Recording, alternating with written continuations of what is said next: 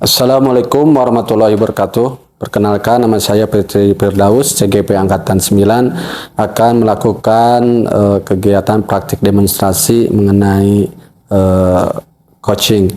Di sini saya berperan sebagai observer yang insya Allah akan mengobservasi Pak Irman sebagai coachnya dan nanti Ibu Rini sebagai coachnya. Selamat menyaksikan. Assalamualaikum Pak Irman. Waalaikumsalam warahmatullahi wabarakatuh. Oke, di sini saya khususnya akan mengadakan observasi terhadap Pak Irman, di mana Pak Irman akan mengadakan coaching ya kepada Ibu Rini. Mungkin ada beberapa hal yang sebelum coaching ini yang akan kita bicarakan. Yang pertama itu tentang penilaiannya, penilaian observasi, di mana yang pertama adalah melihat apakah Pak Irman ketika melakukan coaching sesuai dengan alur tirta. Terus yang keduanya, apakah Pak Irman mengajukan pertanyaan-pertanyaan berbobot dengan kata kunci yang disampaikan oleh coach Bu Rini nanti. Terus apakah Pak Irman mendengarkan respon jawaban coach dari pertanyaan yang Ibu Rini tanyakan. Dan yang terakhir, hal yang penting Pak Irman sesuai dengan prinsip coaching ya, yakni kemitraan, proses kreatif, dan memaksimalkan potensi. Itu mungkin untuk rubrik penilaian ya Pak Irman. Nah selanjutnya kompetensi coaching apa yang ingin dikembangkan oleh Pak Irman? Kompetensi coaching yang ingin saya kembangkan, yang pertama saya ingin menjadi pendengar yang aktif. Iya. Kemudian berikutnya ingin mengajukan pertanyaan yang berbobot. Ya. Kemudian berikutnya yaitu kehadiran penuh ketika pelaksanaan coaching. Dari 3 kompetensi tersebut, bagian kompetensi mana yang secara spesifik ingin Pak Irman kembangkan? Ya, secara ideal harus 3-tiganya sebetulnya ya. Tapi kalau secara spesifik, yang pertama yang ingin dikembangkan yaitu berkaitan dengan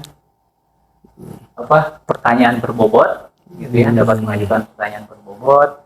Yang berikutnya yaitu mendengarkan secara aktif. Oke ya. Dari sana itu indikator capaian dari tujuan pengembangan yang diinginkan seperti apa? Nah, yang saya inginkan atau saya harapkan ketika pelaksanaan coaching yaitu bersama coach itu dapat menyelesaikan permasalahannya, dan selain itu juga coach itu dapat mengembangkan lagi berkaitan dengan kemampuan dalam mengatasi permasalahan itu dengan cara diskusi dan akhirnya menemukan solusi. Jadi dari solusi tersebut coach dapat menyelesaikan permasalahan yang ada. Oke ya, terima kasih Pak Irman. Dialog ini ekspresi, silakan untuk mengadakan coaching Pak Irman dengan Bu Rini. Terima kasih Pak. Assalamualaikum Pak Irman. Waalaikumsalam warahmatullahi wabarakatuh. Maaf nih saya mengganggu waktunya Pak Irman. Iya, nggak apa-apa Bu. Ada yang mau saya coach ini ya, kayak diskusi ya Pak? Oh, diskusi ya, silakan Bu. Kebetulan saya hari ini tidak ada kelas bagi kosong. Iya, alhamdulillah. Nah, kira-kira apa yang ingin Ibu sampaikan? Gini Pak, saya mempunyai permasalahan di mana anak itu sudah kurang minat membaca ya Pak. Karena ketika disuruh membaca, apalagi pelajaran bahasa Indonesia itu kan pasti banyak teks ya. Sekarang kelas 4 itu lebih belajar tentang mencari ide paragraf, lalu ide-ide pikirannya Pak. Boleh saya bertanya Bu? Iya, mangga Pak. Nah, kira-kira selama Ibu mengajar, apa yang hambatan terbesar ketika Ibu mengajar? Yang menjadi hambatan saya terutama dalam pelajaran bahasa Indonesia itu, anak itu sudah mulai kurang minat membaca dan bosan membaca ya Pak ya. Karena ketika diberikan teks anak itu kadang-kadang membaca selintas, tapi ketika disuruh mencari hidup pokok pikirannya, mereka suka bengong, diam, atau dengan sekarang suka menggunakan dengan cepat Pak, dengan menggunakan HP ke internet Pak, mencari di internet, walaupun jawabannya sendiri itu sebetulnya ada dalam bacaan tersebut. Nah, tadi Ibu sudah menyampaikan berkaitan dengan ada satu anak ya, Bu? Rata-rata ya, Jadi rata-rata kurang minat baca ya. Nah, kira-kira nih skala berapa? Nih, saya sudah menulis di sini tadi. Iya. Kira-kira skala berapa nih yang dapat dikategorikan bahwa anak-anak itu kurang minat baca? Skalanya berapa? Kalau menurut saya itu anak-anak karena kurang minat membaca itu 5 Pak skalanya itu. Karena minim ya. Untuk kurang minatnya membaca anak. Oke.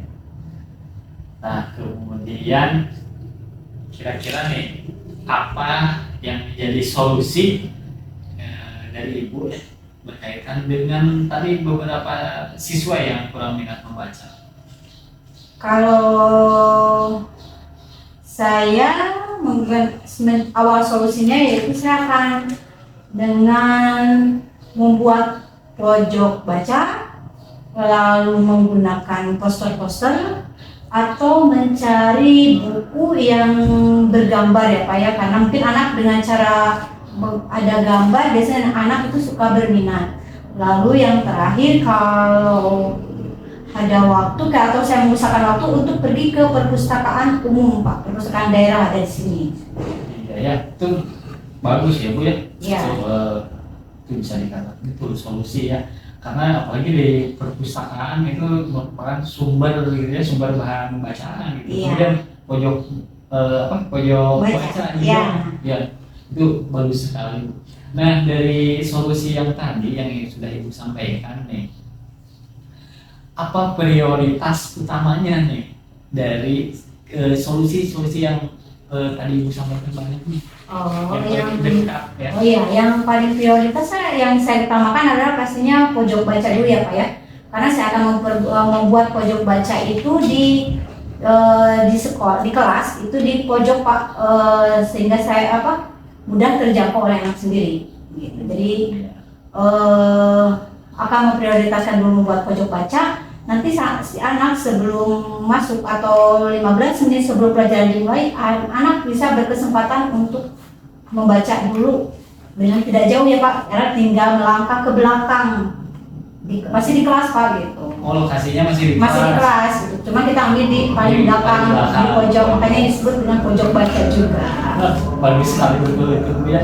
Karena kalau solusi dari yang disampaikan oleh Ibu itu bagus, solusi terdekat ya. Gimana kalau ke perpustakaan umum membutuhkan waktu. Nah, tadi kan sudah solusi yang pertama itu buat pojok baca. Ya. Kira-kira nih strategi apa yang digunakan untuk mengimplementasikan dari solusi tersebut? Oh, pertamanya saya akan meminta bantuan kepada teman sejawat ya Pak ya. Meminta mendesain bagaimana cara membuat pojok baca supaya pojok baca itu dapat menarik anak. Lalu yang kedua kepada murid sendiri Pak.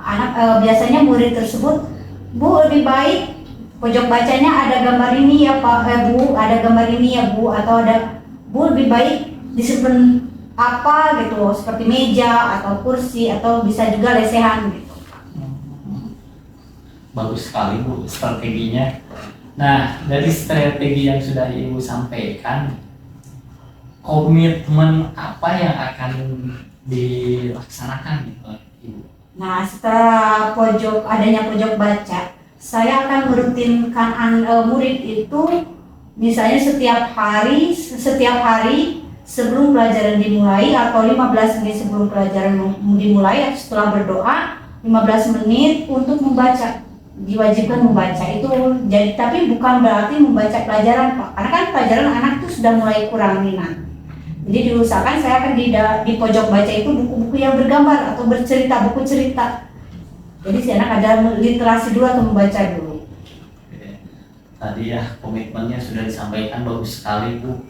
Nah, kira-kira nih siapa saja nih yang dapat membantu Ibu ya untuk melaksanakan komitmen tersebut?